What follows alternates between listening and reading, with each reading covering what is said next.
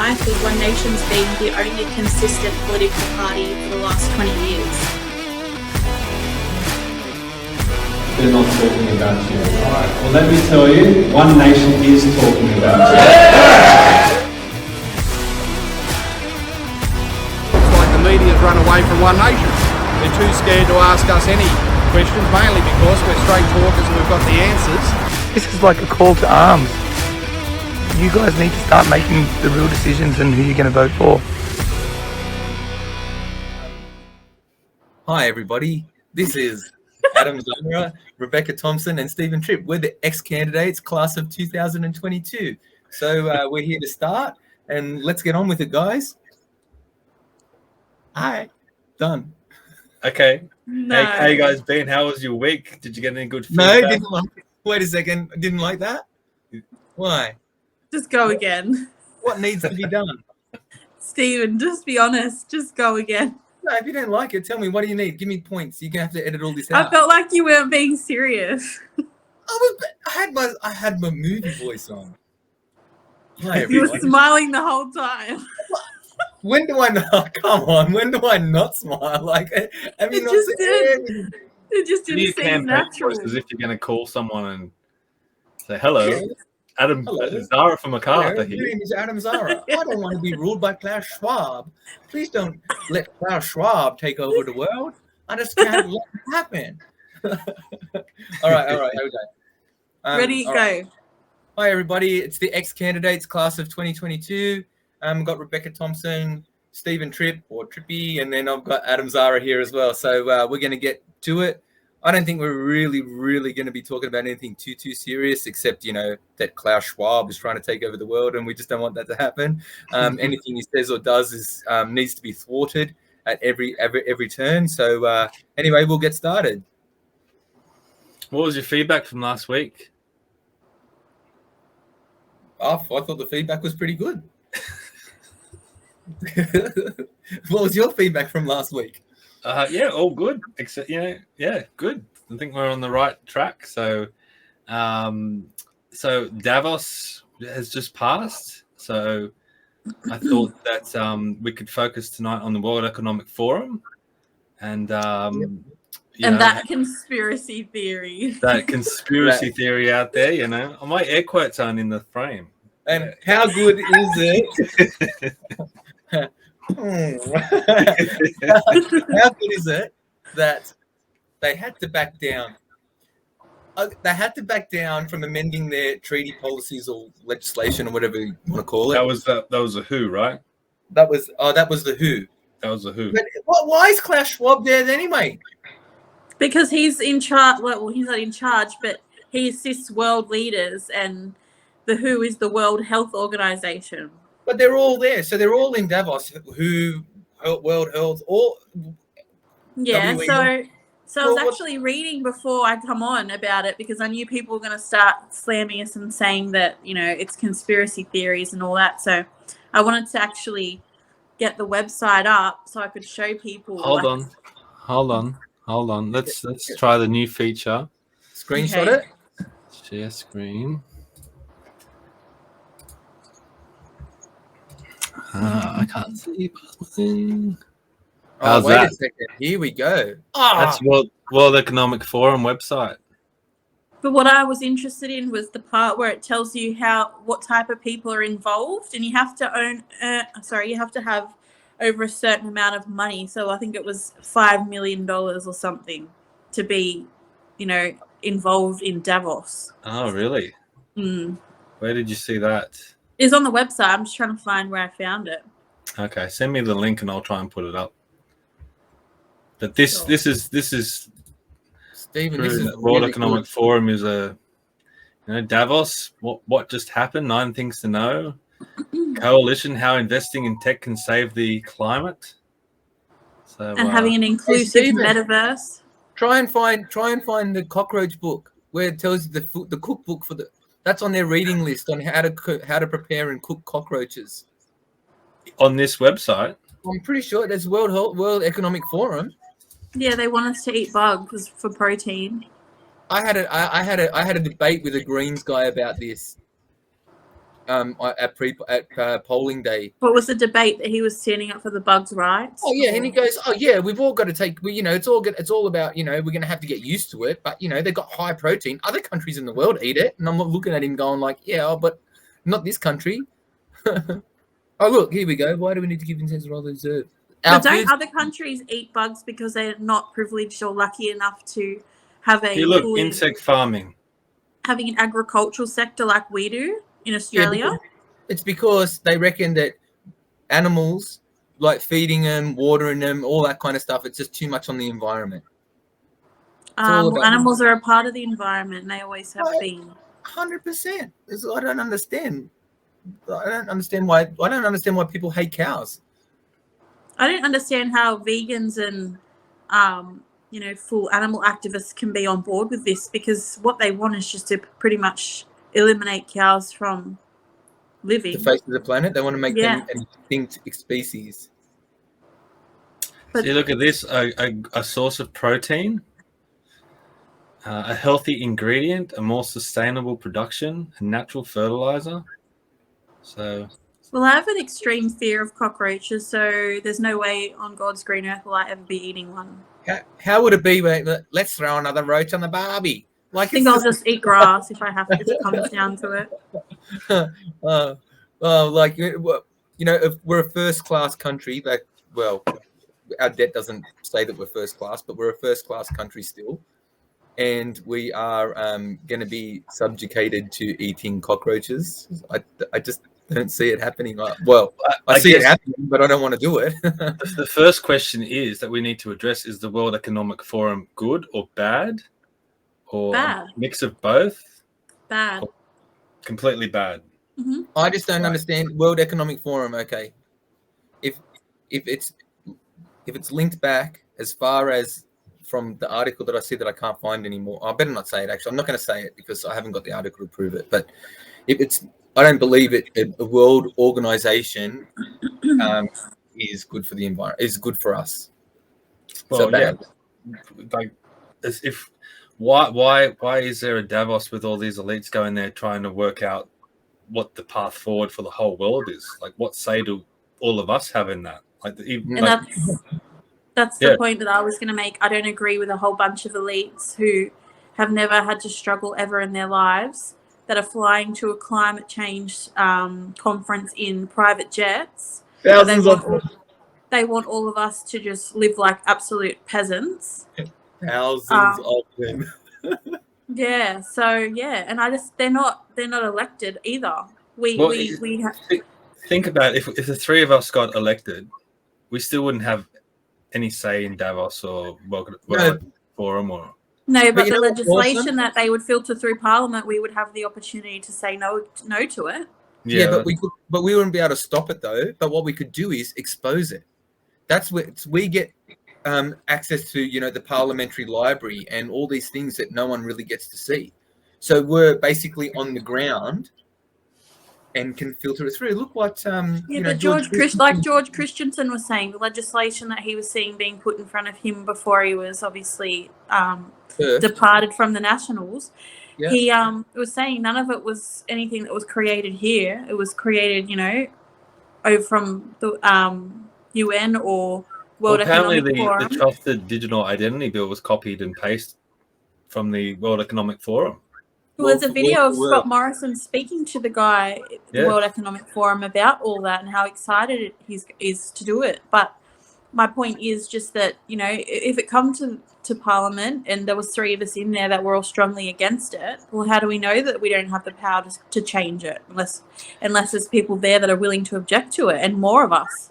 But the main thing is they have these meetings in Davos with all these so-called elites, but how many have actually been elected by any sort of That's right. governance? So why are they dictating they're dictating the terms of where the world's going to move towards? Because they own everything. The leader of the Ukraine was there by a video conference in his T-shirt, asking the world to contribute $580 million a month to their war effort. So he was an elected leader, I guess. Well, I guess, but not. It's not like all the world leaders were there. Like How many of these people have been elected? Even if But they when have we good went to ideas. vote recently, did they have a box for freaking Klaus Schwab? No, nothing. Mate. So we should have a say in it. Oh, So let's look at the. I keep having to duck my head to do this. This is We'll go back to my screen. oh yes. This is strategic intelligence. So this is part of the World Economic Forum website. Have you guys seen this? I just briefly saw it tonight.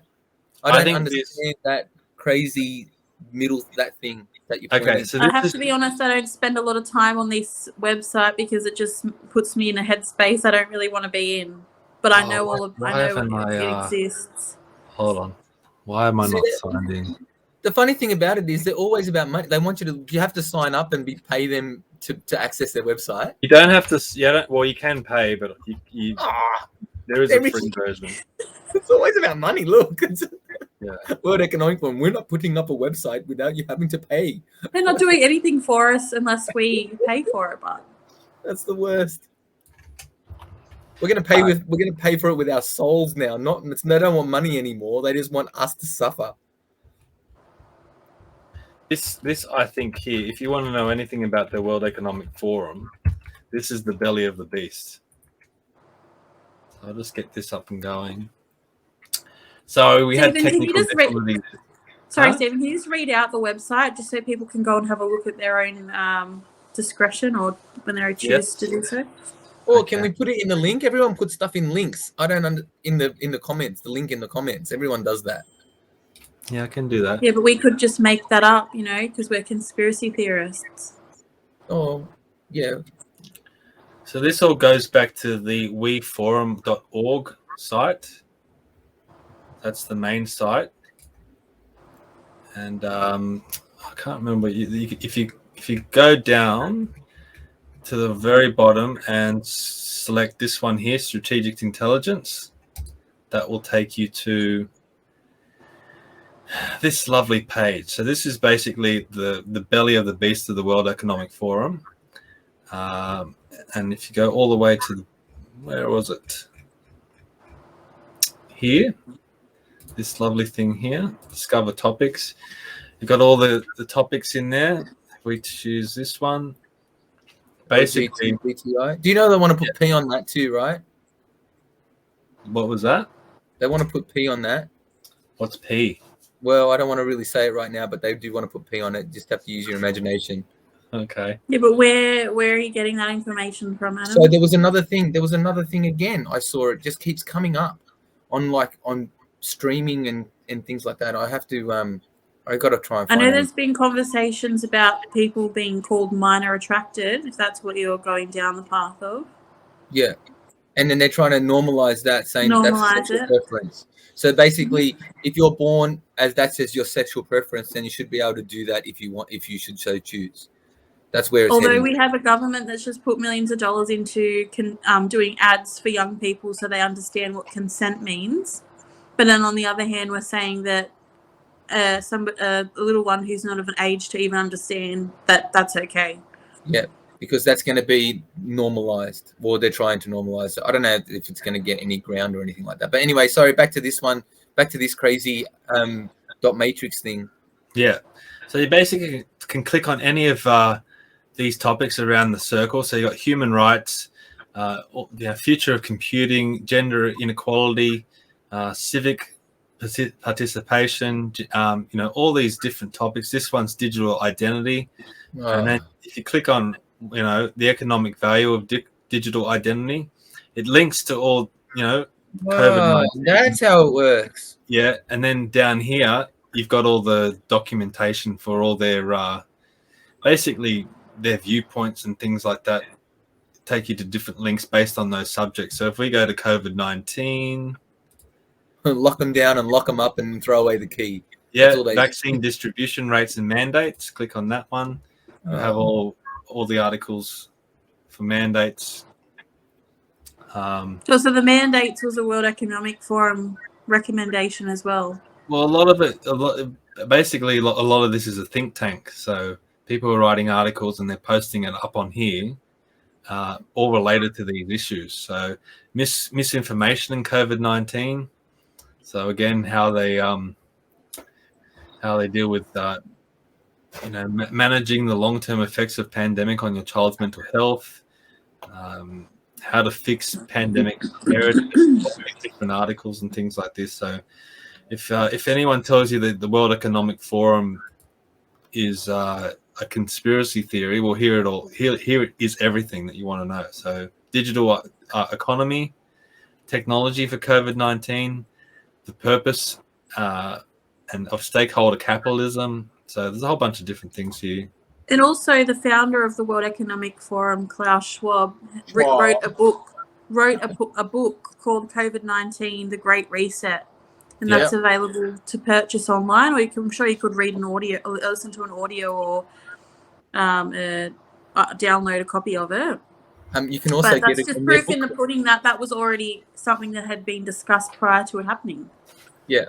So that the Great Reset's definitely one of their key foundations of what they want to do. So that's, reduction in population, controlling world banks, like world government, and controlling what everyone does. Owning nothing and being happy. Yeah, you will own nothing and you will be happy. And now it's fundamentally against the Catholic religion. So ownership is an important part of the Catholic religion. So that, that's actually indoctrinated in Catholicism as well. That's part of it. Yeah, well, look at Labor's got this policy now of owning 40% of your house. So all these things. I would actually rather Liberals' idea of using your superannuation, because at least no matter what, you still own your house. No, there's no government owning your house. If I had 50 grand in my super and I could take it out to go and buy a house, which is the biggest investment that most Australians will ever make in their lives, I would rather do that. And then hope that they don't fold the pension later on in life. I'd rather neither. Really? I don't know. At least you own it. Why 20 years ago could you work? Have one person working, have somebody raising a family, own a home, and have money to go on holiday once a year? Why was that achievable 20 years ago, but it's not achievable now? You need to either go co-ownership with the government, or you have no plan for once you retire and have to sit on welfare or pension because you've invested it into a house. Yeah, why is that the only option now? You're exactly right, because they're putting a band-aid over an issue that they're not addressing the root cause. That's right. And why are we living worse off now than we were 20 years ago?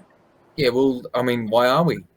That's right. So why can't the government, whoever it is, get to the bottom of that? If they're legit, if they're genuine about the country, get on top of that and try and work out where that breakdown's occurred. Don't you think if those issues? Supply and demand, and that's why. Sorry. No, that goes back to One Nation's policy about trying to at least they tried to at least address it in some form by having the policy of reducing foreign ownership of residential properties, because you're if you can reduce the foreign ownership of residential properties, that's at least giving back more supply into the system to be able to accommodate the demand, because we just can't keep up with all the housing estates going up and all the new properties coming into the market. We still can't keep up with the demand. That's why prices are keep increasing. So, and a lot of these, I've said it before, but a lot of these foreign owners, they come in, they buy these properties, they don't bother leasing them out. So what's the point of you just can't keep up with the supply. So we have to, our generation has to keep, well, all generations really, but we're burdened with it the most because we can't afford properties like our parents could in the past. So, and my career, it's been based around property ownership and people's obligations when owning homes. And a huge thing that was happening over the last 3 years or so, we were getting foreign investors come in to going to auctions, and you'd have a young family with children trying to get into the market for a house that's probably only worth $600,000, but you'd have a foreign investor there bump up that price to 1 point something million. Then they'd obviously win because that young family just was way beyond anything that they could commit to, they obviously what it does is sets the precedent for say it was 1.2 million. That then bumps up what the prices are for other properties in that particular suburb. So then obviously people can't get into the market in that area. So like areas like Penrith and things like that, that once upon a time people used to be able to buy the first home, it's now, skyrocketed because of that, setting a precedence on that. And also the fact is that they just own it and they don't come to the country, so it's just left vacant anyway. So it does absolutely nothing. That's a property that's taken off the market, a property that's not being rented out to families or Australians that might need it. It's literally just sitting there. So that needs to be looked at, as well as all our major roads with the tolls. That all our, like the M7, the M5, they're all owned by Chinese, like China.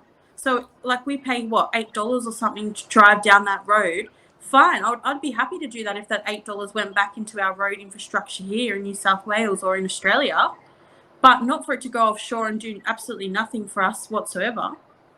Not to mention our taxes paid for to get those roads built in the first place, didn't they? Yeah, well you pay an insurance levy in your road insurance. Yeah.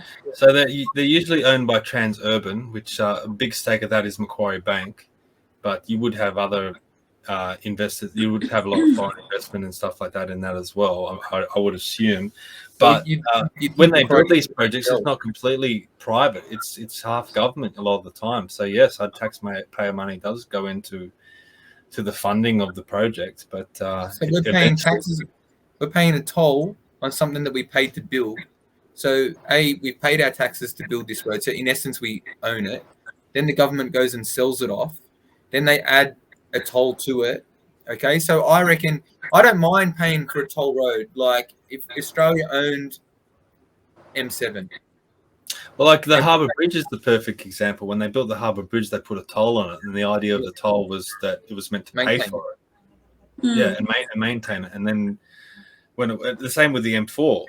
Remember, there was a toll originally there was a toll. They dropped the toll off it. They took the toll off it because that was meant to have paid it off.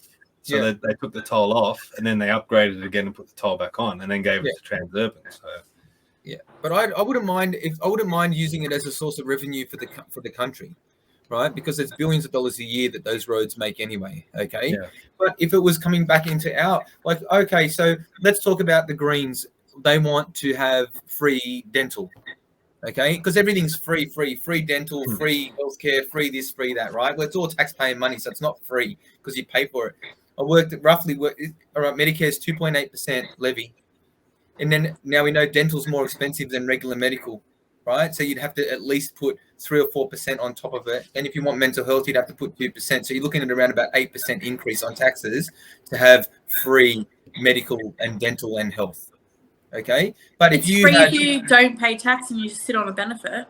Yeah, but what I'm saying is but in general they're calling it free for everyone, but it's not. You're all paying for it, right?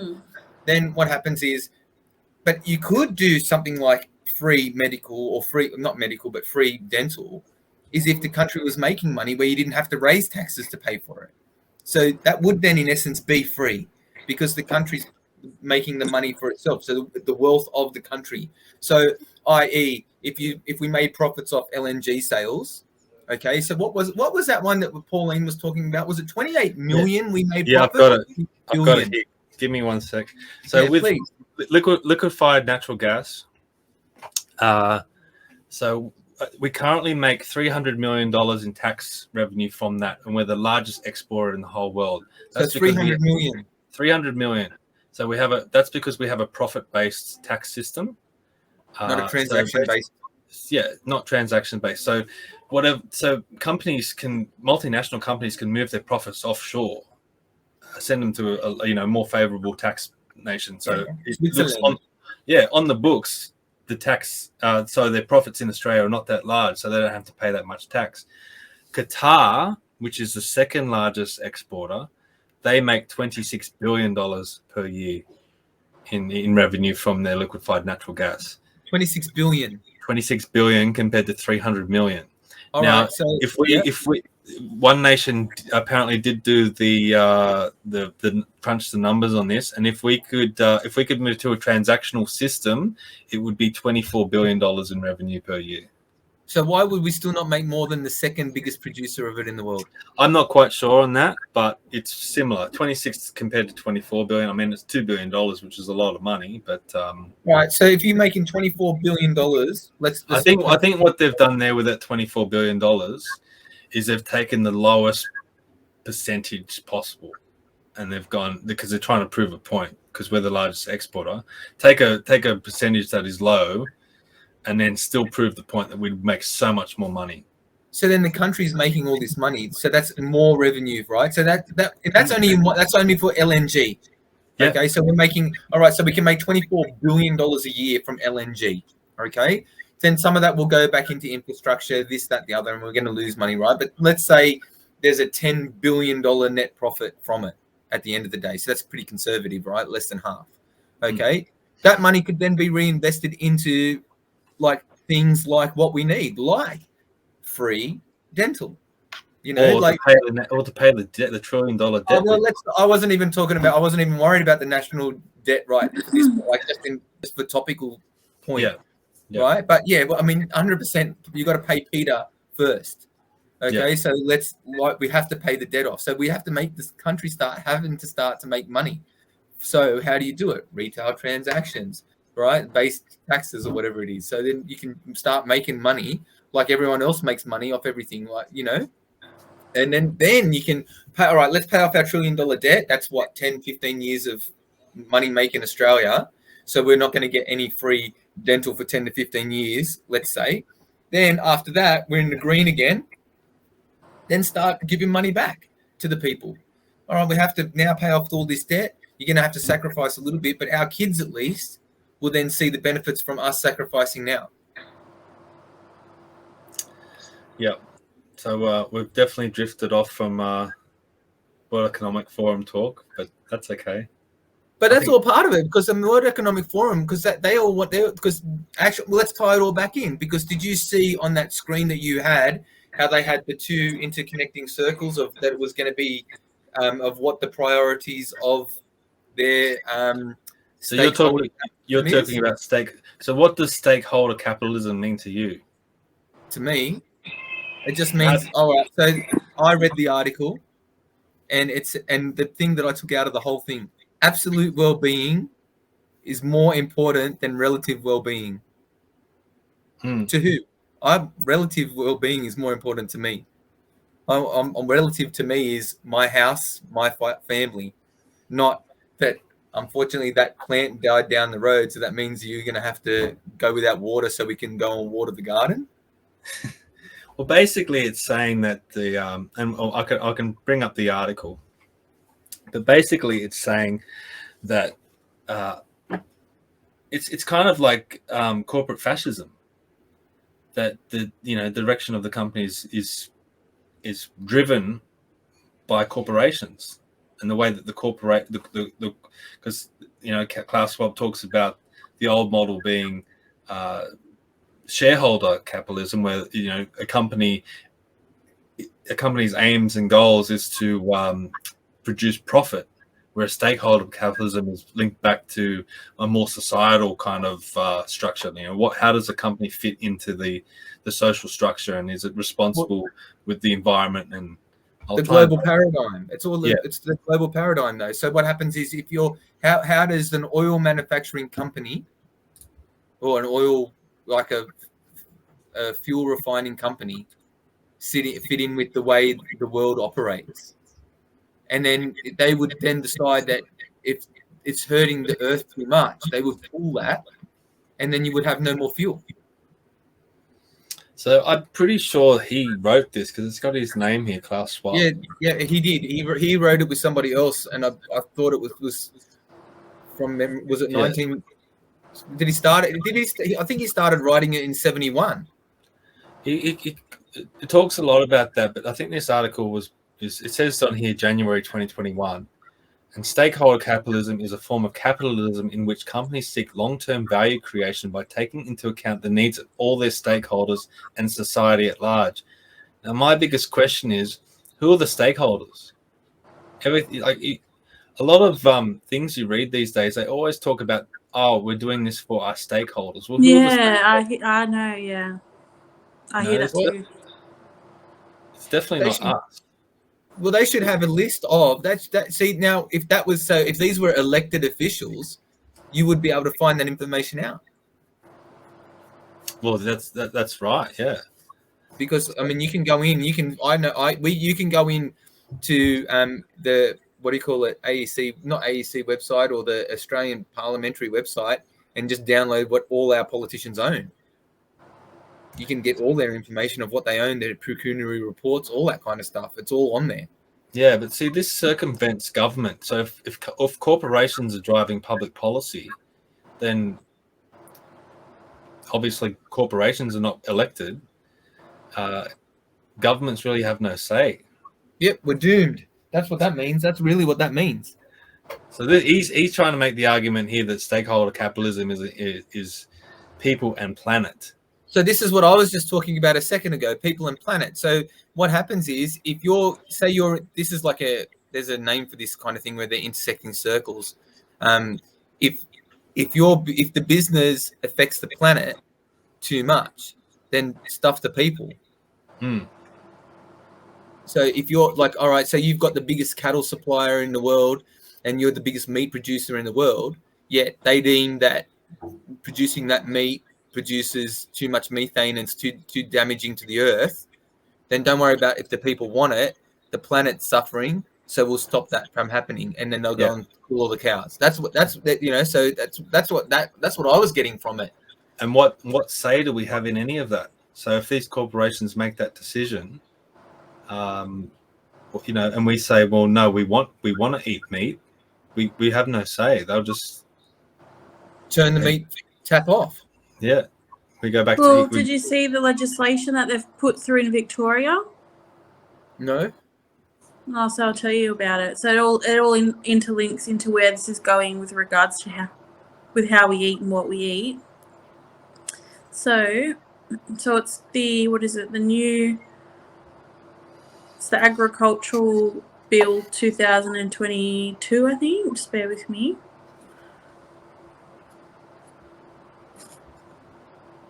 Yeah, so it's the Victorian Parliament passed the Agricultural Amendment Bill on Thursday, the 26th of May.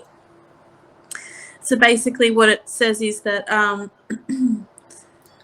so the bill supported by Labor and Liberal, so this is obviously Victoria's state government, so prevents hunters from sharing meat harvested from game animals. Hunters could be charged for shooting a pest animal like a rabbit and feeding it to the next door neighbour's cat. A farmer who butchers their own meat is no longer allowed to share or gift this to their family or friends. This legislation is completely unworkable and shows what a lack of consultation can achieve. So this is one of the Liberal Democrats over in Victoria making a comment. So basically it goes on to say that an authorised officer can now, without court order or warrant, enter someone's property, demand documents and ask any questions that they wish. If a farmer, beekeeper or orchardist does not understand what is going on or does not provide the documents or gives incorrect information to the authorised officer, they can be fined over $18,000. In addition, the legislation means a farmer could be fined over $80,000 if seeds from a noxious weed is found in fodder transported to another farm or transported to another part of their own farm.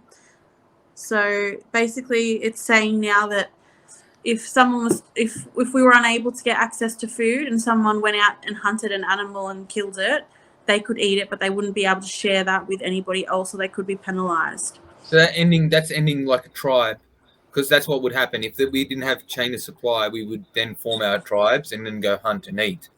So that's trying to end. If the food shortages really kick off, like what they're predicting, and it gets to a point like Shanghai where people were starving to death and screaming out for help, and somebody was to take a gun and go and shoot a roo or something like that for their family or their community, they could be subjected to a fine or imprisonment. What Well, about they this want- one just a lesser level, right? Does that mean that we're not going to be able to go to the market, like country markets, and get honey from the beekeepers now? If we're Well, in I don't Victoria? know. It just basically said that an authorized officer. So we all know about those authorized officers that were going around to places, to doctors' surgeries and things like that in Melbourne, Victoria. They can just go in, come to your house without any sort of paperwork, and just demand to see this and that. I want my fresh natural honey. Did they let that pass? Is that passed? It didn't mention that. It just said beekeepers and farmers. Well, So- beekeepers make honey. Like that's what they do, and then they go and sell it. Like I even know, in New but South Wales, they sell it all on the side they of the didn't road. elaborate on specifically honey. I was just giving you in a nutshell. No, I get what you're saying, where you can't share your produce, right? So that means if I was in Victoria and I grew, I don't know, tomatoes, and I had excess tomatoes, and I said to my It's neighbour, probably "Here, worth us having a look at the full legislation afterwards tonight, so then we can give a rundown next week. okay." But this all goes back to, like, if you study history and you look at, like, the Russian Revolution, and once the Soviets took power, who did they go after first? They went straight after the farmers, because they didn't want people to be self-reliant. Take that away and people have to be dependent on government. So that's what they want. They don't want you having your own food supply and things like that, because then you can fend for yourself. And that's what people were starting to talk about, like having their own communities where someone grows a certain vegetable or fruit and someone else will make something else, and then they'll trade. That's right. Like, Yeah, well, there's people actively talking about doing that. I think there are groups that do it. Yeah, and even I've noticed, because obviously you can't get. So I went to our local fruit and veg shop this week, and they've got like a small little area with farm animals on the property. So the routine is what I do with my kids. Is at the end of it, I'll buy a $2 iceberg lettuce, and we'll go out and break it up and feed it to the animals before we go home. Awesome. $8.99 for an iceberg lettuce. Yeah. What? And so I just said to my son, "Oh, they'll have to get half a celery instead." But like, I saw on Facebook Marketplace that you have people that have full-blown veggie gardens that are selling them for $2 or $3 on Marketplace. So they're trying to do a good deed for the community. And what's going to come of that? Like, a few months, years down the track, they're going to forbid that as well. Did that legislation get passed? Yeah, on the 26th of May. What? Mate? What? So you're not allowed to? So that means that, like, you cannot gift something to someone. That's what they're basically. You just can't gift something to somebody. Well, like, I know someone who's a hunter, right? A game hunter. They go on camping trips and stuff over the weekend and hunt. And the animals that they hunt they eat. So it's not like goes to waste or anything. And it's like so many times you hear them say that, they bring the animal home and they do whatever, they prepare it, cut it up, and then they'll freeze it, and then they'll take some to their mum and dads, or they'll take some to their uncles or whatever for a barbecue. Obviously, that's not allowed now. So what happens if I know people who like invest in farm? So if you might have a family member who has a farm somewhere, and what happens is they buy a few like cow or whatever it is, like sheep, doesn't matter, but cow, right? And then what they do is they grow them and get them ready for the slaughter, right? And you contribute to it. Does that mean now that stops? That means that would be illegal to do as well, because at the moment it was just talking about game hunters, and specifically mentioned hunters sharing meat harvested from game animals, and they could be like, so if you shot a pest animal, like say you had foxes coming in and attacking your sheep, a farmer will shoot the fox. But say your neighbour has like a Doberman or something, if you were to feed that fox to the neighbour's dog, that's where you'd get in trouble. That just seems wrong that you can't do that. Well, it's just strange because I don't agree with it, but it happens. a lot of roadkill, like around the areas, you'll see that it's a dead roo on the side of the road, but the tail will be cut off, and people will give that to their pets. I think they should collect the whole carcass and maybe take it to like some place where they can cut it up and give it to animals. It depends on the roadkill, I guess, like how bad it is. Happens. I can't remember. I wish I could remember where I heard that, but I heard that does happen, and it's quite a big industry, like especially kangaroos. But I know that there's people who do go around and collect the carcass, like dead carcasses, for money. Yeah, you know it's quite profitable. Yeah. Mm. Yeah, but I think that's a great thing. It's an animal that's been hit. I mean, its life has expired. You've got to get it off the road because it's dangerous, right? So you might as well use it and utilize it. So if it does go to a produce place, they cut it up and put it into pet food. Like, who cares? Like, I mean, that's good. To me, that seems like circle of life, But again, I think we'll have to really review this particular legislation over the next week or so and give everyone a. Have you seen The Lion King? Why does everything go back to a movie with you? Well, because that's just the way I am. So you and me are researching actual things, Stephen, and this guy's just watching. I know. I've got a whole list of links here and all sorts of things that we can discuss. And next time we'll just watch a movie and. Well, I'll just be the Carl Sanderlands of the group. I'll just get us banned off radio. That's all. Speaking of links and research. Oops. Did you guys happen to see this week? Where have you gone?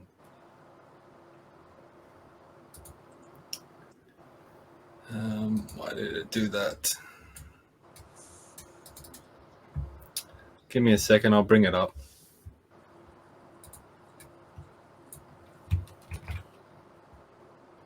You still hear me? Yeah. Yeah. Okay. Sorry.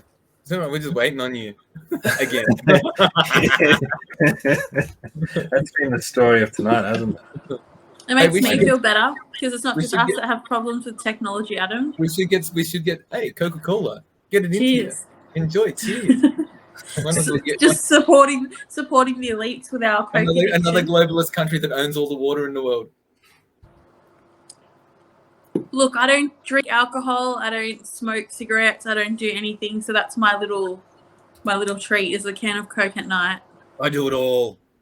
All right. What did you think of this, Adam? Majority of Aussies think COVID-19 lockdowns were just right.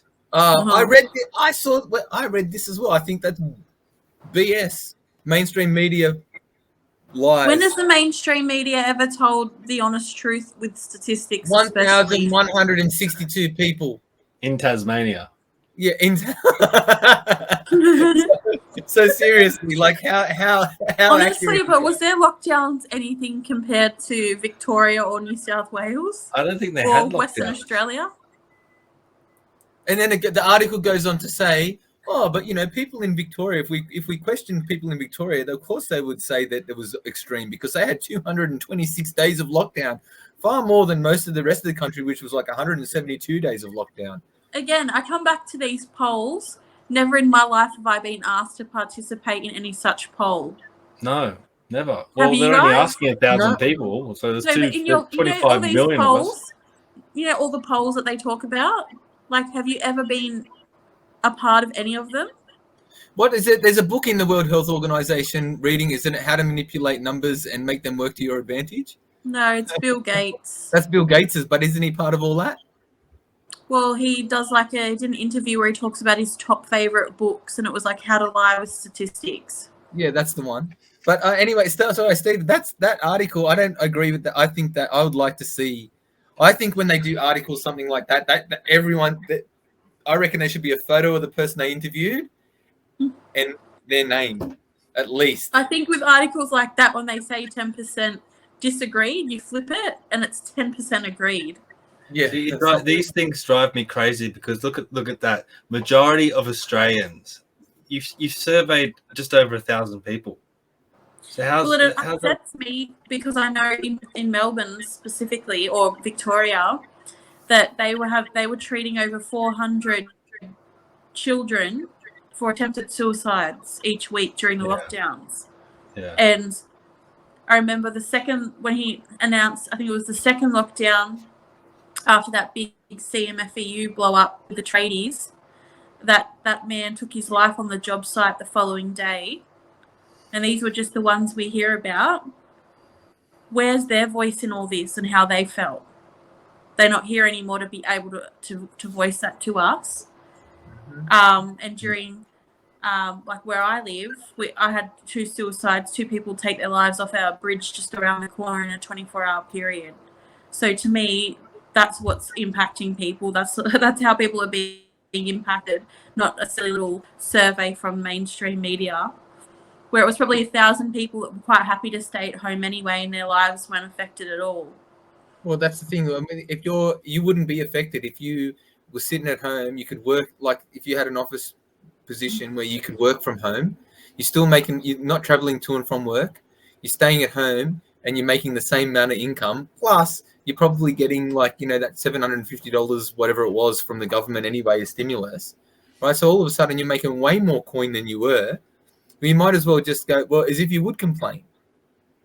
Well, honestly, the greatest thing ever happened in my life. Well, the first lockdown, like when it first happened, I was given a directive from work, I think it was end of March 2020, to work from home until further notice. So to me, I was like cheering, to be honest with you, because I was doing a 3.5 to 4 hour commute per day driving to my office and back, which back then that was costing me, when I was working from home, I was able to calculate $900 a month just in travel expenses. Now it would be double that, I'm sure, with fuel and everything going up. Well, that's exactly right. Yeah, and then I found out I was pregnant shortly after that. So for me, I was in a really good situation, but the fact that I knew people were suffering really bad, that impacted me, like just knowing that. So well, I was my own boss as well, really. So all I had to do was make sure that when I was out, I was able to be out.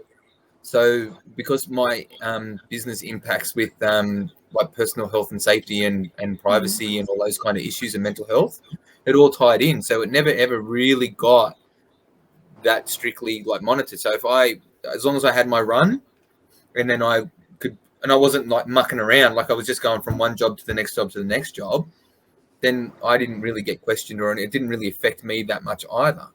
But I wasn't happy about it. I wouldn't say that the government did good for locking us down. No, gosh, no. And my mum was going through chemo for breast cancer during that as well. And I used to drive. Obviously, when there was a period we weren't able to drive outside a certain kilometre radius or whatever, I was still driving to her place once a week, obviously to see that she was okay and get her what she needed. But I actually felt like I was committing a crime, which is just ridiculous. See, that's the problem. Like, if you were to list everything that happened during those lockdowns, you'd probably forget half of it. You just got to move on. And most people have, if it didn't really affect their livelihoods or anything like that, they probably just moved on. But there's a lot of us left behind. We're like, hang on, no, this really, really affected us. And, I think you just come back to my point. What I was saying is that I was in a blessed situation for the lockdown, but I was still arguing and advocating for people that weren't okay with it, because for me, I'm an empath, so I feel like I get upset for other people. So I think that's why I can't understand why people have this attitude. If you know people were suffering at any point, how can you support it? But do they know about the suffering though? Like, do people really care? Well, they seem to be glued to the 6 o'clock mainstream media telling them to wear the masks and jump out of the way of somebody coming near you. So I'd imagine that they'd be hearing some of the headlines. But they wouldn't know that people were getting badly affected. Well, there was headlines talking certain things, like the gentleman, like I said before, that took his life off the job site, that made headlines. And then you had the mother who wasn't given the exemption in time to leave and cross the border to have surgery, so her baby died. That made headlines. Then you had the man. Just imagine if that happened to you. Just how I wouldn't want to imagine it. That's what I mean. Like, It's just, But that's what people this need was to. for People people's need to. safety, though. This is the thing. It was for people's safety, and it was about health. This little cold, but you let a baby die on your watch in the name of health and safety. See, it doesn't seem like the balance was right. Don't Well, you think? no, especially when they were locking people up who weren't even sick. But you could have directly saved a life, and not necessarily at the expense of any other life. But how was that person going across the border with their baby impacting anybody? I don't understand. That's what I'm saying. Like, you could have they could have, if they just let that person through to get surgery for their child, they could have directly saved that kid's life, and at the cost of no one else's life. So and I remember watching an interview on one of those morning shows, because I don't really ever watch that sort of stuff. And they would have gone, "Oh, that's great," you know. No, it was actually, they interviewed a guy. So basically what had happened was he was flying interstate. His mother was on her deathbed. It was when the 14-day quarantine period was still a thing. And so his mum died right in the middle of when he was in quarantine. So he didn't get to her in time to say goodbye. And then he was stuck in a hotel room for another week after, knowing his mum died without any sort of help. So just sitting there grieving for his mother. And then at the end of the quarantine period, just went back home. So all these sort of things were making mainstream. It doesn't take somebody of high intelligence to compare the two situations and be able to justify it. And just imagine how many of those stories are out there that haven't been told. That's it. No? Well, I think and obviously all of us me can having find one COVID close as well friend. now, and I realise that it's literally nothing. I just can't get my head around it. Yeah, I think I had for about 3 days or so, and I had a cough that lingered for a while. That was it. Mm. I was done. Well, I can tell you that I've never tested positive for COVID. I can't say that I haven't. I had it not COVID, and I have been. And I have people go, "Ah, but you've never been tested." No, I tested because I used to have to test to go to and from jobs, like, you know, and then I did the RA testing and all that kind of stuff. And it doesn't matter. I've never had a positive COVID test. COVID can't keep up with you, mate. No, that's what it is. I don't think the viral load.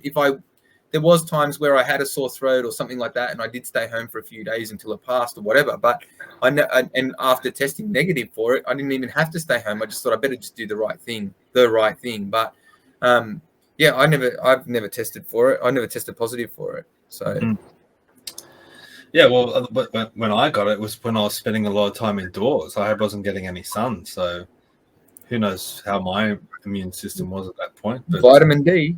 Yeah, exactly. You got to get that. Yeah. Well, when was mine? Beginning of May. I think it was beginning of May I tested positive. I don't test my children, but they did have flu-like or cold-like symptoms for tops 48 hours. It was really nothing for them at all. And I was probably sick for about 6 days, I reckon. And then it literally was just gone like overnight. It was just gone, and that was it. Because I was just thinking, like, laying there thinking, at what point am I going to die? Because this is what they're saying. Like, I should be there, like, gasping for air, right? That's what Just people were saying to my wife. They're like, is Stephen going to go to hospital? And she's like, no, he's just locked in the bedroom. Like, sitting on the couch watching TV. You didn't even watch it. Did you watch any TV? Huh? Did you watch any TV? No, I didn't actually. I just stared at the wall. Yeah. Yeah, just stared at the wall. But what do you think of this, Ben? This is your friend Rebecca. Oh, Ben Fordham. You're good, You're a good buddy. I like him. Like, what can I say? Now, I feel like when he apologized to me on air, he turned a leaf. That's what I think happened. You've influenced him. Well, he's I want to know why. now. Why are they reporting on it now, 2 years after the fact? Yeah. Where's mainstream media been for 2 years? Well, Look at this. He's recounted all these stories. That's from Susan. Yep. From and one of my volunteers, he had one of my volunteers on air as well, telling his story because he was a fireman and he was stood down. Yep. But I agree with what you're saying, Adam, the whole where have they been for the last 2 years? And somebody actually asked me that question on the article when I shared it. And I think it's at a point now where it'd be unusual for you to be in a position where you're not impacted at some point from the shortages in industries, whether it be just going to the supermarket. Like for myself, I've noticed going to my local supermarket on any given day, they can't have more than 2 registers open, and I just hate doing the self-service. I refuse to do it, especially when I have a What's wrong with baby. self-service? I have Well, a that's baby. somebody else's job. Oh, that's true. Yeah. But you've I have taken a somebody's baby, job. and every time I use it, there's always some sort of error where I've got to stand there like an idiot and wait for a staff member to come and press some code so I can keep going. But anyways, they can't Technology have more. doesn't work. It never works, and it's like, No, it well, doesn't. if you just had a person there, you could just get the problem sorted, right? Not double handle through a machine and then a human. But yeah, so I just noticed. So maybe he's at a point I think now we need a segment where Rebecca has her rant of the week. You know, I think Oh, so. My what? Rant of the week. Rant of the week. You get 2 No, minutes but to rant. it's the truth. Can I just say that one of the Real life nicest issues that really annoy me. No, but one of the nicest staff members at my local Coles, she's gone now, all of a sudden. So it's like, it's not hard to figure out where she's gone. So See, I have to admit that I'm a bit of a recluse, so I love the self-service. I don't have to talk to anyone. So, But everyone touches the screen. yeah, well, that was the thing about COVID was, you know, when it first happened, they brought in the hand sanitizer at work, but you had to touch it to pump the sanitizer out. I'm like, don't you realize that you're all touching the same thing?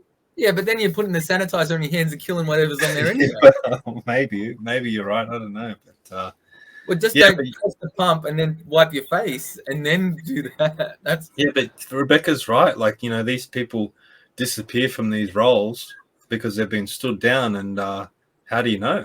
How do you know how many people out there are out of work? well, the Well, only problem is months that before. you're full-time employed if you work 1 hour a week. That's how Only they months.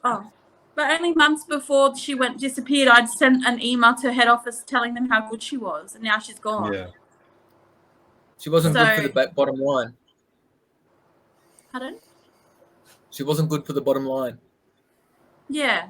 So I'm just saying, like, back to the point that maybe these celebrities or Ben Fordhams of the world have actually experienced a situation where the service is crap, and they're wondering, well, where are all the staff? Maybe it's starting to impact their lives. They realise that, hey, we really do have shortages.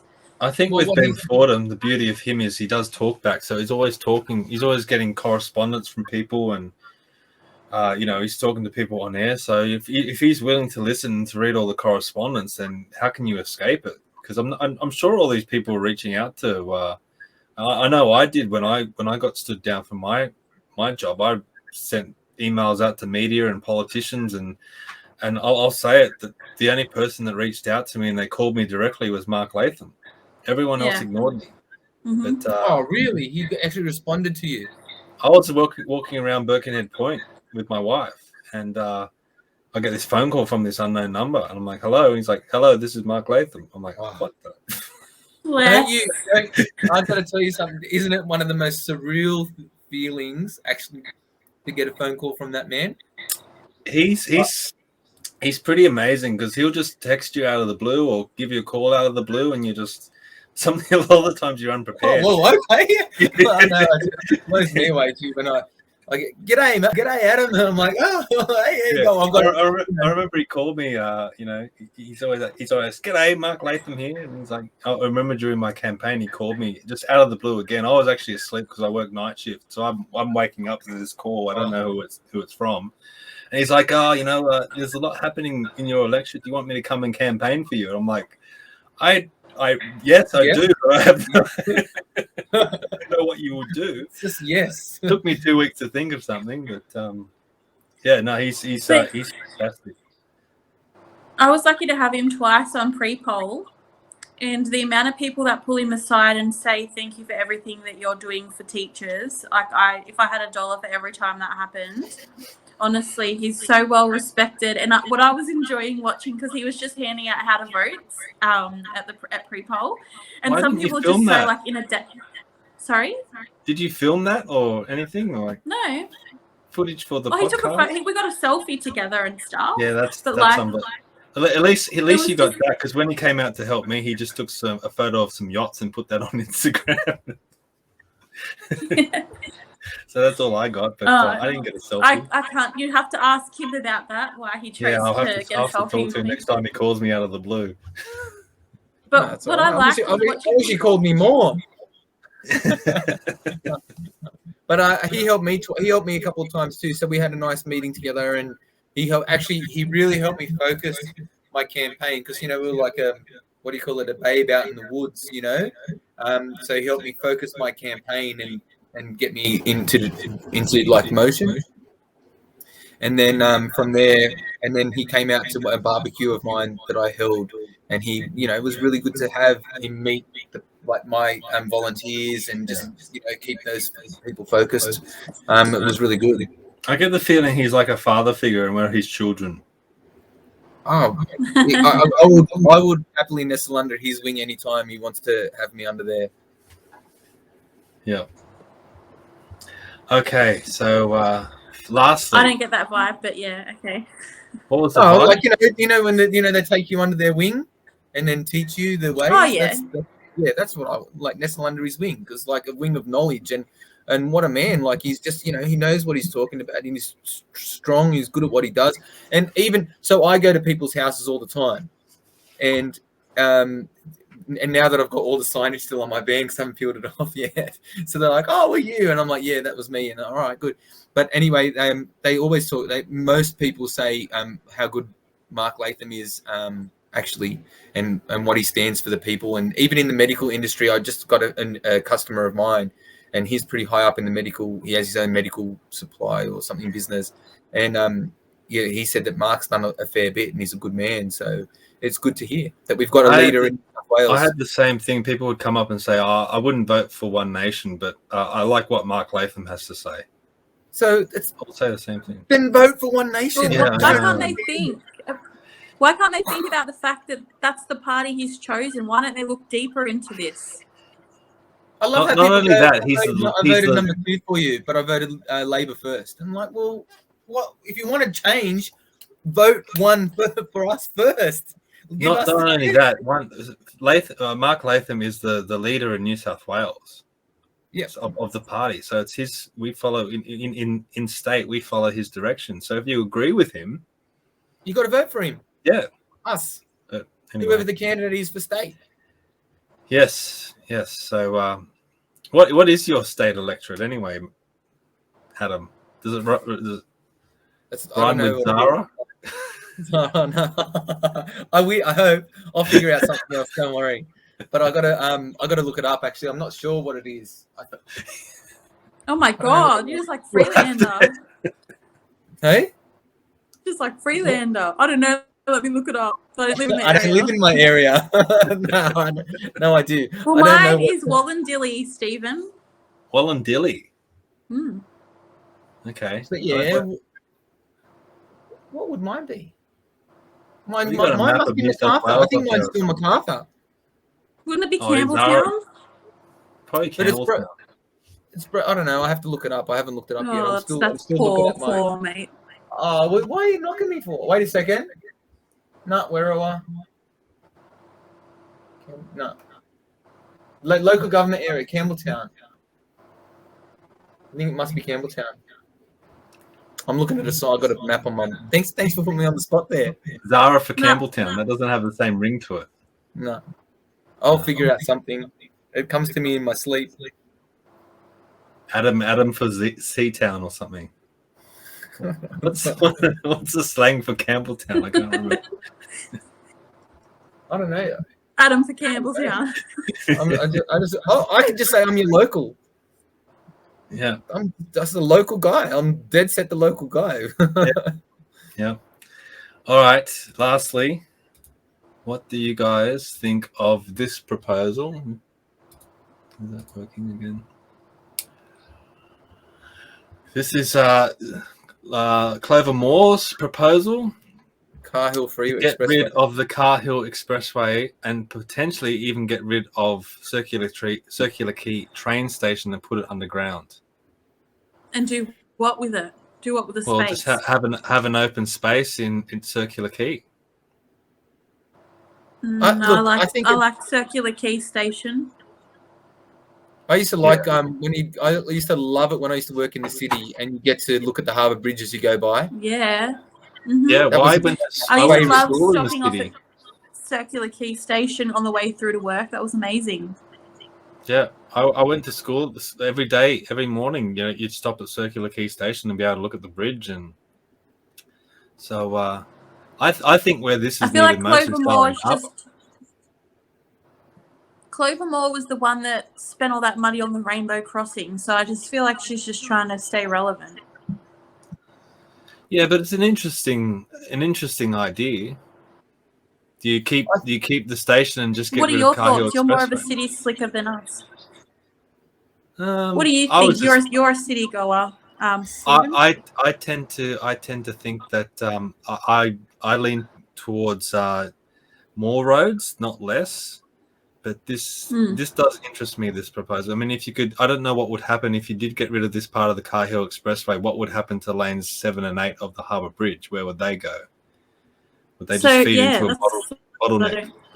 I don't know. Every time I ever use those roads, I get lost on there and end up driving across bridges I don't need to cross. So. Me too. But I'm just saying, I just think that it seems like a mega amount of money and disruption to a city that's already pretty awkward. That you could probably build another hospital in Campbelltown. Yeah, good point. Good point. How about I'd a probably dedicated just like to children's see hospital for Campbelltown? I would love one of them. What was I'd the just last like one to in see the Campbelltown? full plan. I don't think there is a full plan, and this is just you know. Well, This No, is I know, because but there's I'm a just state saying, election like, coming up. They What all she's wanna got do here is this. leave the trains in place, but they can be moved underground, and then remove the Car Hill Expressway as soon as the Western Harbour Tunnel is complete. So I just think that. So then all the traffic that would have used that other road is all going to be forced into the tunnel. yeah, And well, tolls, more tolls. So, but more congestion because there's no alternative. There's just one road. See that Car Hill Expressway, it's not completely needed. So basically, if you're coming from the south, you can go the tunnel as it is. The Car Hill Expressway just links it to the Harbour Bridge, and then Does not the Car Hill Expressway also go down into Sussex Street? No, you're thinking about the Anzac Bridge and going through Darling Harbour. Anzac Bridge goes over the top. I believe, yeah, and then you, as you come over the bridge there, past the IMAX, then you take the turn off to Sussex Street. Okay, yeah. I think that would be needed. I think that is more unsightly at Darling Harbour than it is at Circular Quay. So I just think it is what it's been built. You know what I mean? Like, why ruin it? Like, if it's there, I mean, it's not the prettiest thing. It's not the prettiest thing in the world, but geez, like none of us are, right? So, like, you know, how many hundreds of billions of dollars is that going to cost to do that? I'm not sure, but I just feel like I don't know know enough about the topic to fully get into it because I'm not a city girl by any means, and I don't really ever go there. So maybe they should do a poll. If you have a nice view from an expensive bridge that's removed, you might go there more. yeah, maybe if you could have a nice view of. I can't stand the drive. I can't do the city driving. It just stresses me out. And then what happens is when the train goes underground, you won't even get to see the harbour bridges you fly on by into the city. Yeah, so I don't know. The view of Circular Quay on the train is like breathtaking, so I would never support getting rid of that. 100%. I love it too. I used to when I used to work in the city in the superannuation industry, like I used to catch a train every day. I used to love it. Yeah. That was my favourite In part my of the younger day. days, I used to work there in the city. Yeah. And it was my favourite part of the that's the favourite part of the morning when you're pulling through there and you go through. I actually used to stay on the train to go there, like to do it every day.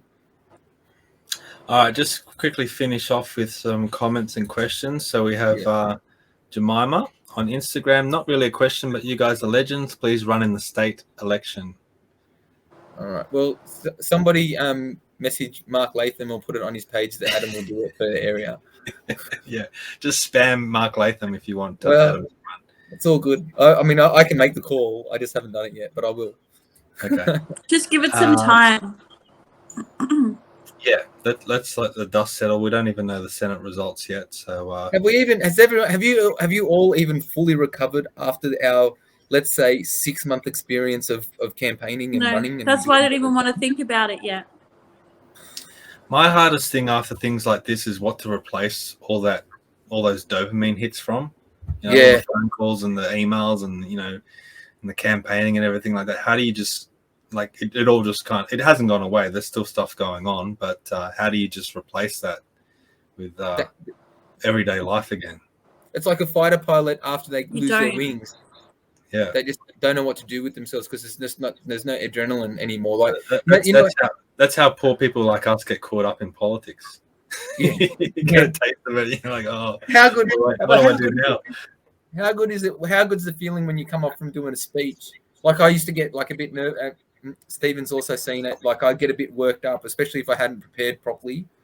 And I'm kind of like, getting worked up. And then you kind of like do a speech and you kind of just like, what, nail it. You're just, you really connect with people. You might not be the best speaker in the world, but if you can connect with people and get them to listen to hear your story, and then they come up to you afterwards and go, you know what, I really got that point that you made, or something like that. That gives you such a rush that you're making a difference.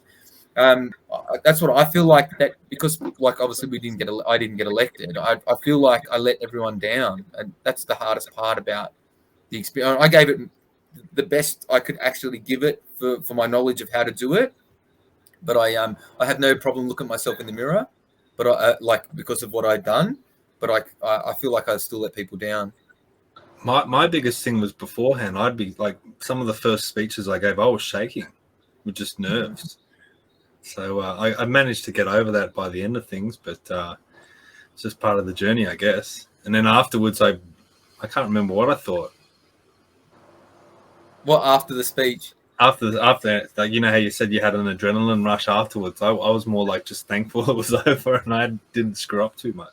When the last one we went to, which was at Colin Griggs, that one we did up in Newcastle. Yeah.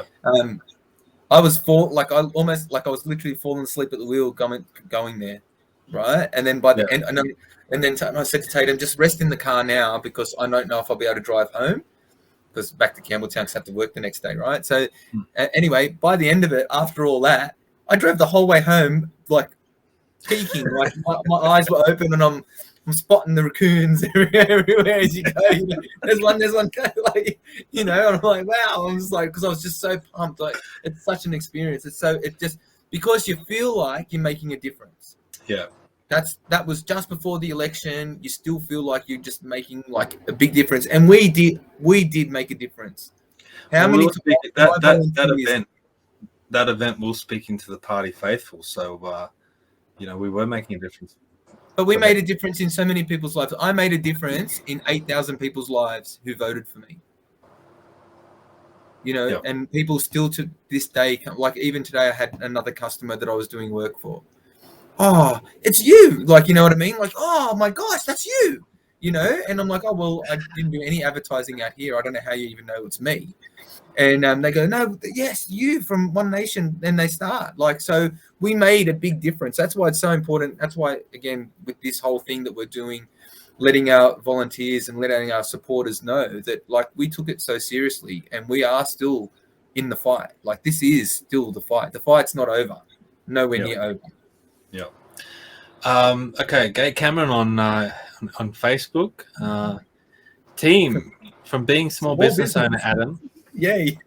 Yeah. What do you feel will be an initiative for New South Wales government to go and make life easier? Well, I reckon actually I was thinking about this one today because I've only ever, and as I put a comment on there, that post actually. So I've always just worked harder because I've never relied on government for anything. As funnily enough, during COVID, they gave us, small businesses could apply to get free licensing and stuff like that. They would subsidize the licensing. So I'm like, yeah, sweet, no worries. I'm typed in my license details that I needed to get and blah, blah, blah. It was $597. And then so basically that was a subsidy that they gave us to help the businesses out through COVID. So then what happened? 6 months later, I get a bill in the mail, $597. You didn't qualify. It's happened with me through Austudy, Even when I was a kid, when I was an apprentice, I was study, I had to pay it all back. I've had to pay everything I've ever earned or gotten from as a help or a subsidy from the government. I've always had to pay back. So I've never really relied on government for business. It's my business. I'll have a go and I just work as hard as I can. But I was thinking I reckon maybe they should meter foreign-owned small business would be something that might need to be looked at. So you know how we have issues with foreign-owned housing and major multinational businesses? What about the people that have small business and they send family over here to run business for them, and it's directly, all the money directly goes back to foreign countries? I've had a few people talk to me about that. I know in my industry, there's in the blind industry, there are businesses that are, you mean window blinds, not just like, yeah, not the blind man in his window covering in the window covering industry. yeah. Plantation shutters and all that stuff. So we all know plantation shutters come from China anyway, but there's also a lot of other countries where products come from. Roller blinds come from all around the world. So I'm not going to name a particular country of origin, but what we have heard and seen going on is that they send people come over from the business or like from the international company and start setting up and doing small businesses. And then what happens is they get their product so much cheaper than we can get product. So like we're competing against the market, like, you know, if people are only interested in dollar value. Anyway, my point is maybe an Australian business or ABN should be for Australian businesses, not for businesses overseas. I think you're definitely right in regards to you know, if you're running a business, you just want to work hard, and you don't necessarily need to rely on government. I think government needs to get out of the way more. Like reduce the regulations, reduce the red tape and the green tape and all these things. Like if you really want to help business, make it easier for them to run business.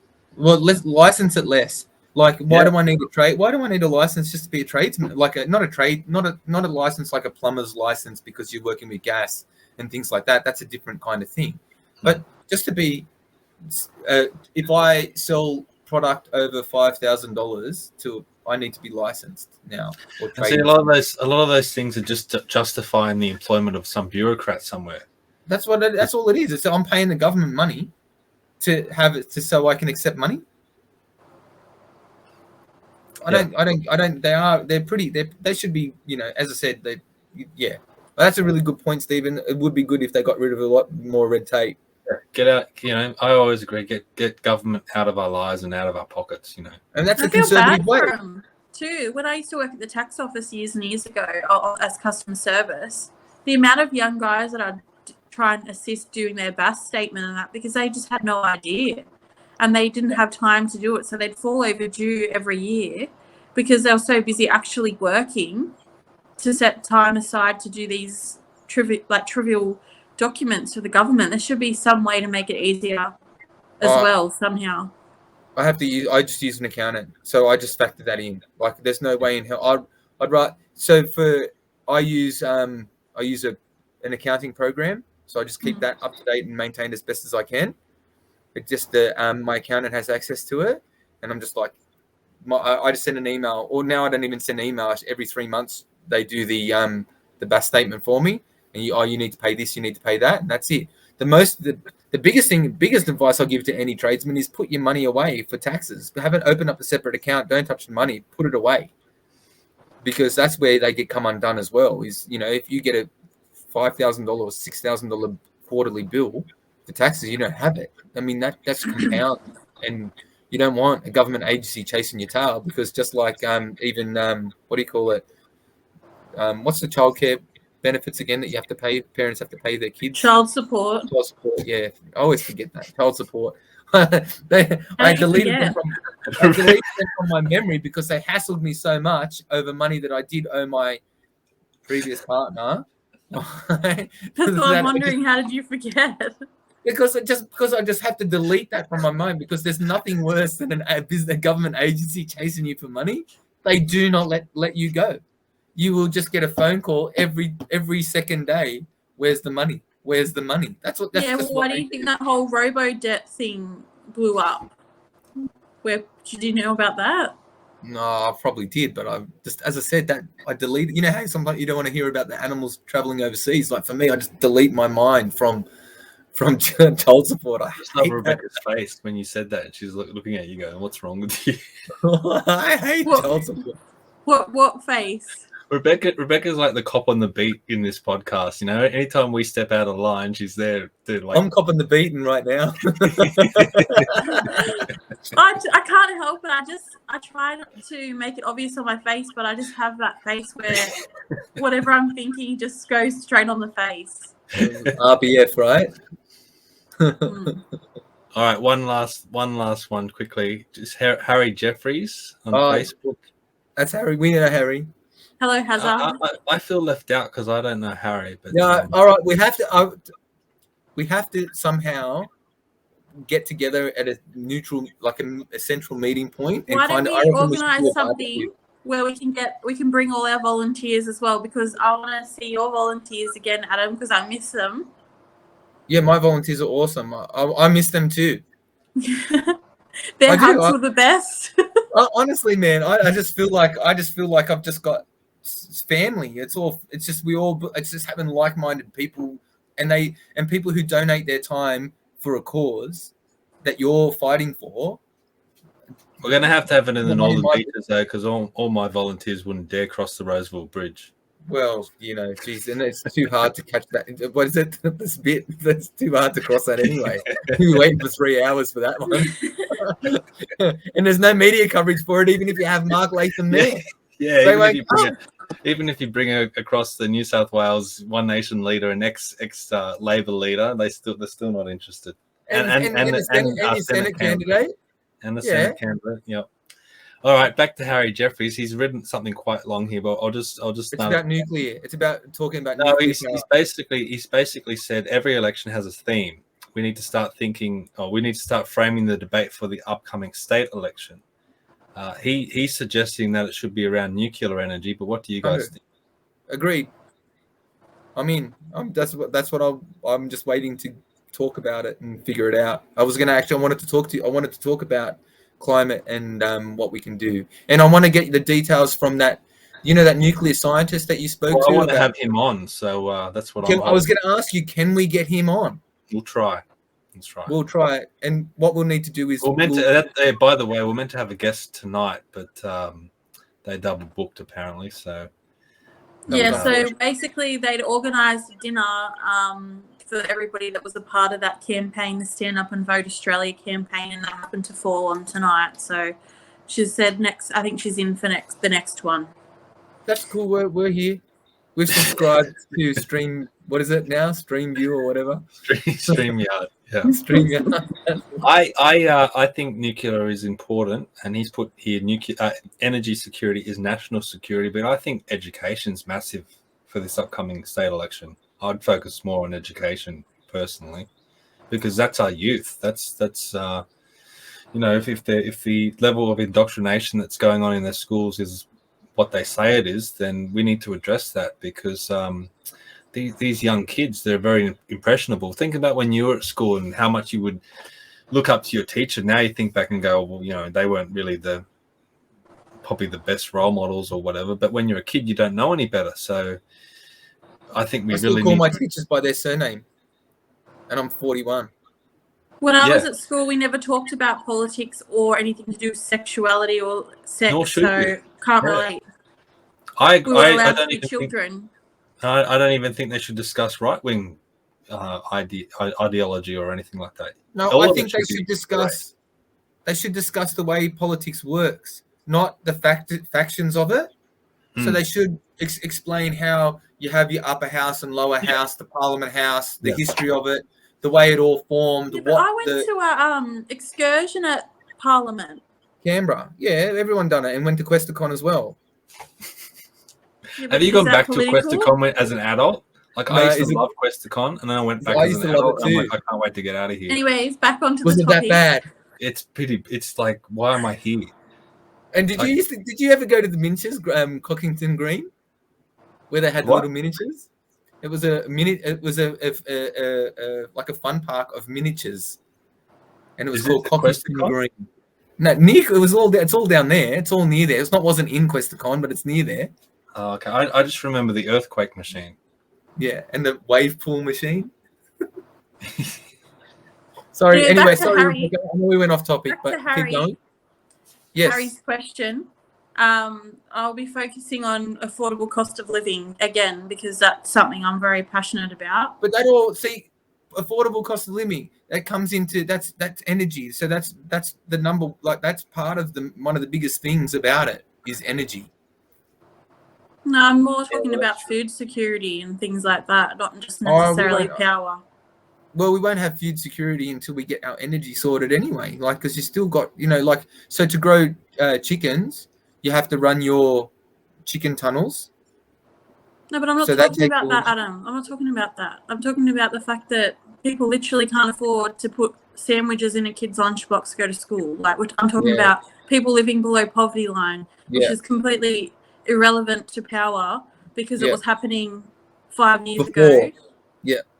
Before we were having this issue with coal being phased out and all that stuff. I think what Adam's saying is if we address the energy issue, then we'll be paying less for our electricity if we embrace nuclear and things like that. Is that? Yeah, totally. But like what I'm saying is that when I was speaking to people during my campaign and hearing people talking when I'm out in the community, they're not talking necessarily about power. I'm sure they will be moving into the future over the next few months, but it's everything. It's not just that. It's just the inflation with food and how much food costs, and then you've got petrol, where people are having to make a decision between whether they can get their kids' hair cut or not. I'm talking about us being a first world country, and you have people living below poverty line, even though they're working full time. So I 100% agree with you. I 100% agree with you. But it's all knock-on effect. It's all. I think you have to look at it. It's a holistic issue. So, yeah, of course. But I'm not just gonna. When I'm saying affordable cost of living, I'm not just talking about power and nuclear and energy. I'm talking about a whole variety of topics. So 100%, because then water security comes into it. Because you still need to, because you need water security so that the farmers can grow their vegetables and plants and feed their crops. Then what happens? But we've been having water problems with farmers for years now. But now, why is it now $8 for a lettuce? This wasn't the case 2 years ago. I'm not sure why that would be. Actually, I could imagine that if the cost of water's gone up, and then we've had blame it on the floods and then blaming it on Russia and Ukraine. I was going to say they blame it on Russia because we get everything that we require comes from the Ukraine. Yeah. Apparently it does everything.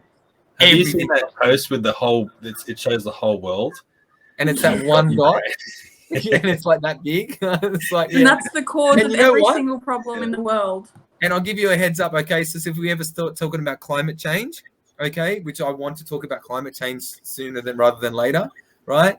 The same thing. If you have a look at all the gases in the atmosphere, carbon dioxide is literally a dot, right? 0.04%.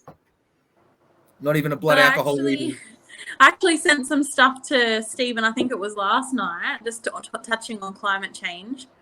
In my area near where I live, right, we had some really hectic flooding the last couple of months. It happened twice in like a space of a month. So the businesses were just getting ready to go back and open again, and then it flooded again. So just wiped them out again. And everyone's running around screaming climate change. But I went back through our records of history because I knew that there was worse floods than this. Yeah. There was one in, I think it was 1832. This one? Where it was, here you go, 1832. Where the record flood levels was 16.5 meters.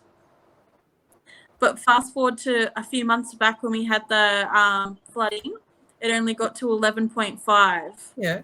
No, it's not. It's the climate change. So these are the images on the screen of the same areas, but like back in the 1800s versus now. That's 1974. Yeah, that's the 1974, no. But the one with the house, that was 1832. I think 1974 was called the 100-year flood. Well, that was the railway station. Yeah. Yeah. So but my point is, I'm just saying from this image where they were checking the flood damage back in 1832, the flood levels got to 16.5 metres, but the ones that everyone's running around screaming climate change about were only 11.5.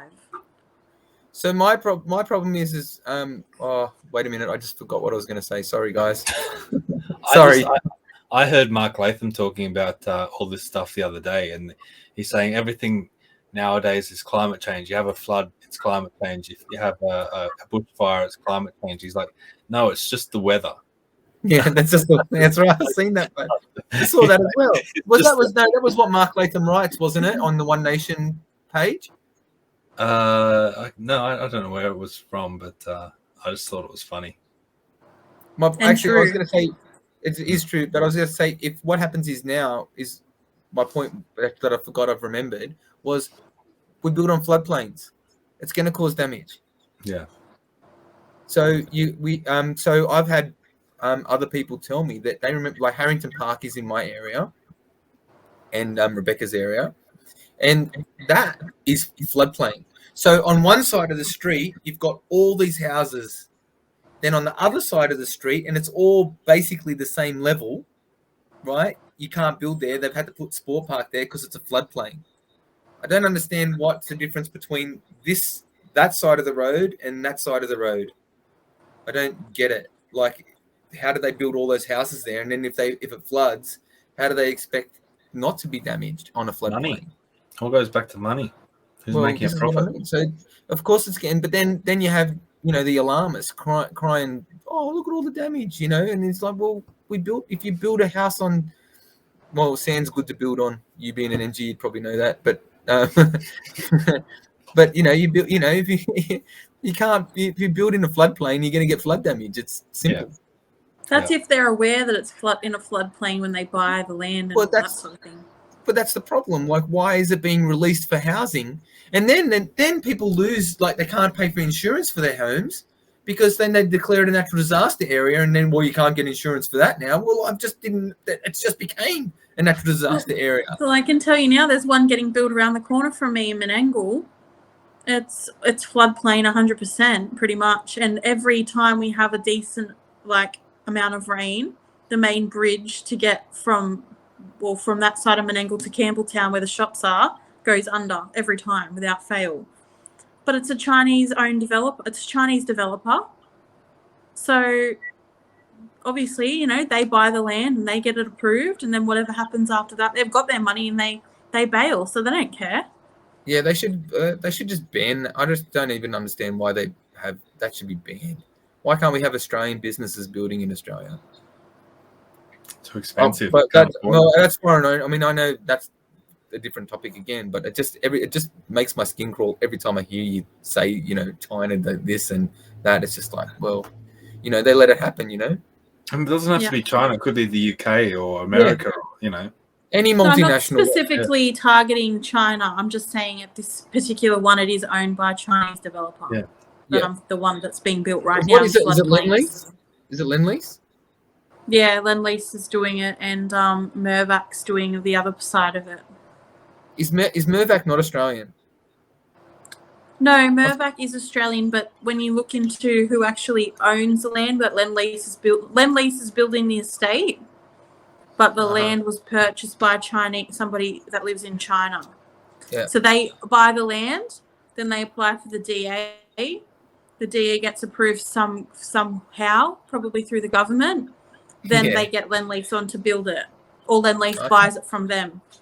And what I got told, this is a topic for another podcast, but with farmland, if it's under $15 million, and it used to be under over 200 million, but any farmland under $15 million doesn't have to be declared as foreign ownership. So foreign owners can buy farms under $15 million and they don't even have to declare it. So does that mean what happened if they bought, say, 2 farms next to each other, or the whole 10 different farms next to each other? Does that mean that they can bypass that? I'm pretty sure it does. It does add up. So if you buy a farm for 10 million, another one for 10 million, then you would have to claim it, I think. Okay.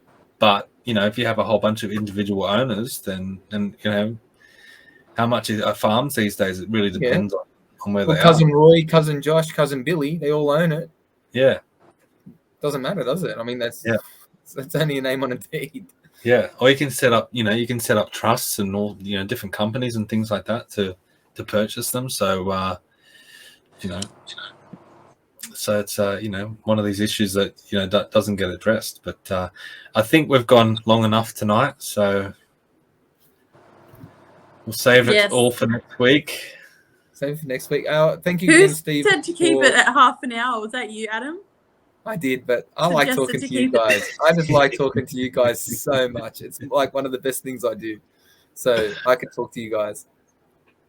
I don't know if he's being sarcastic or that's... No, I promise I'm not. I'm really... He's serious. I'm serious. Where's your wife right now? She's probably like, where is he? What's he doing in She's there? used to it now. I know she'll be asleep. Don't worry. What is the time anyway? It's 10 o'clock. Yeah. As long as my little one's asleep, I'd imagine she's probably asleep. All right. We'll wrap it up, and hopefully we'll see you all next week. Oh, you'll see me. Thank you very much, guys. See you later. Bye.